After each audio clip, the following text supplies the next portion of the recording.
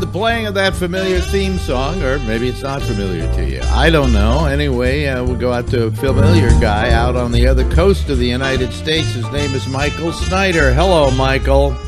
Hey, Alex, and greetings, everyone. Crisp October air, a lot of Halloween energy out there, and a couple of new movies worth watching, and one that I really am not too fond of. Let's get to the new movies and the reviews.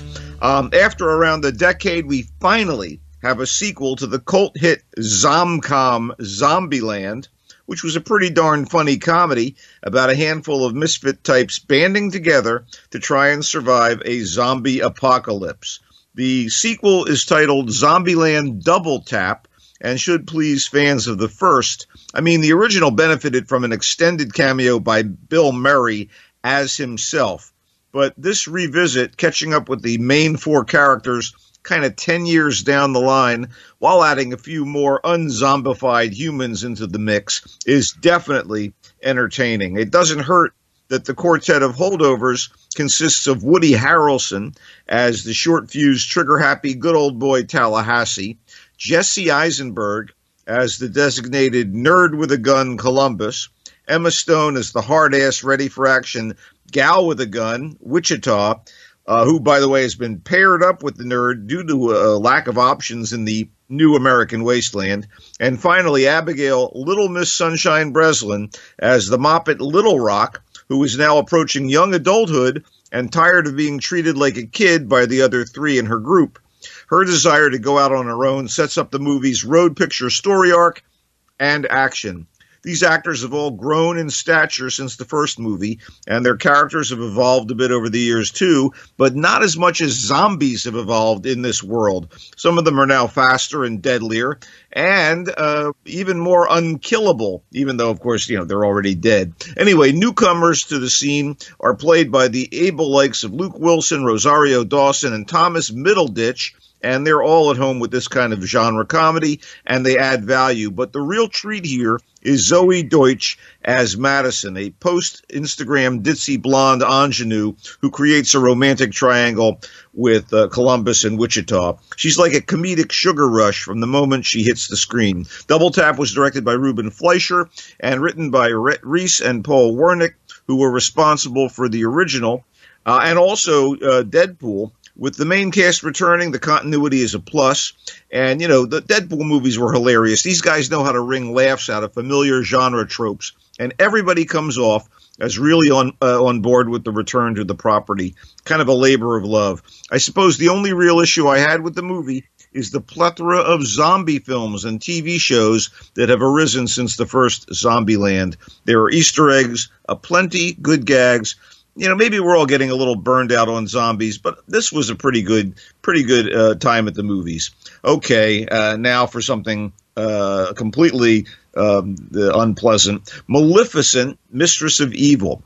Okay, so Zombieland had an okay sequel, and in the realm of thoroughly unnecessary sequels that come off as crass money grabs, we have this, clumsily titled Maleficent, Mistress of Evil, bringing Angelina Jolie back for a second go as the live-action version of the Wicked Witch from Disney's animated Sleeping Beauty. Yeah, Jolie has donned the horns, the wings, and the prosthetic cheekbones of Maleficent because the misunderstood villainess, or anti-heroine, couldn't have a happy ending as Princess Aurora's stepmother, as she was given in the first movie. Too much money was made worldwide, and that wasn't enough for what my pal Mel Valentine calls the Disney industrial complex. So we have this, with a title that suggests that Maleficent is not misunderstood, but really is a monster, when the real heavy here is the mother of the handsome prince that Princess Aurora, again played by the dewy-eyed Elle Fanning, is finally going to wed. The idea is that this marriage is going to unite the local fairy kingdom, ruled by Maleficent, and the local kingdom of humans, ruled by a kind king and an evil queen, who, by the way, is played in scenery-chewing, poison-spewing mode by Michelle Pfeiffer. But Queenie wants to kill all magical creatures, especially Maleficent. The script is soggy. The computer-generated creatures and effects are like a barrage of eye candy that will make your brain hurt.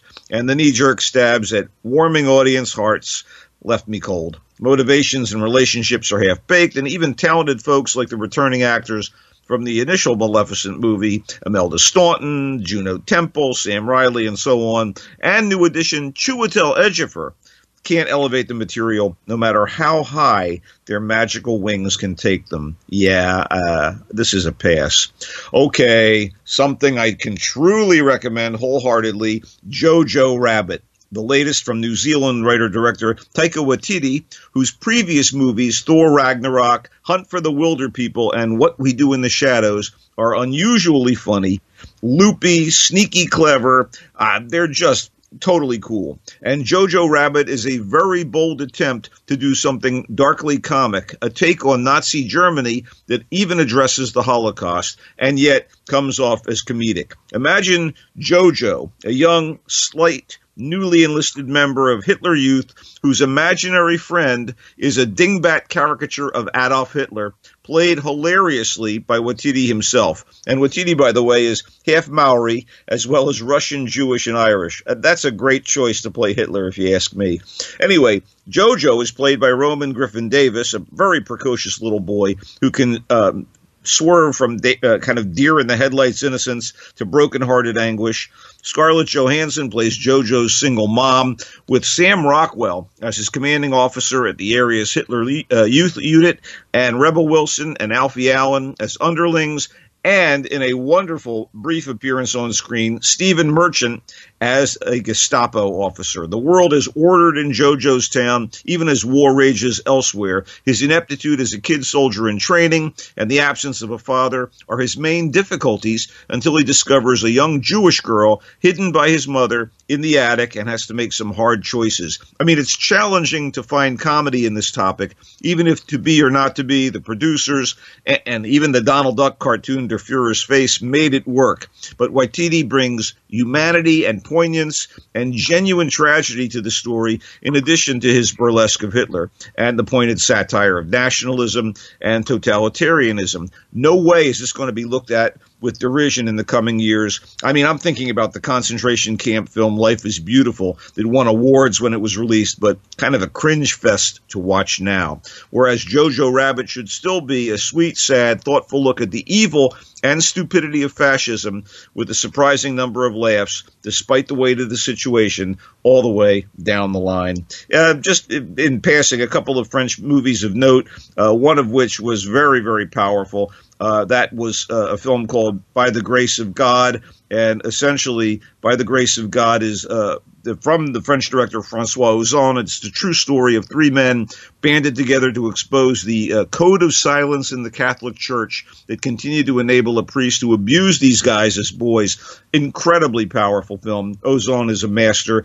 And finally, if you like the theater, and I do, Cyrano, My Love, is a thoroughly delightful backstage dramedy about the creation of the immensely popular French play Cyrano de Bergerac in 1897. Great period vibe, funny, charming, good stuff. What are you watching, buddy? What are you up to? Absolutely nothing. So. Come on, something on TV? Nothing? Nah. It's all the same old, same old. Yeah. Anyway, tell them where they can find you, Michael. I am on Twitter at Culture Blaster and on Facebook at Michael Snyder's Culture Blast page, and happily on GABNet.net. Okay, and coming up, there's more GABNet if you're listening to us 24/7, and Michael will be back next week.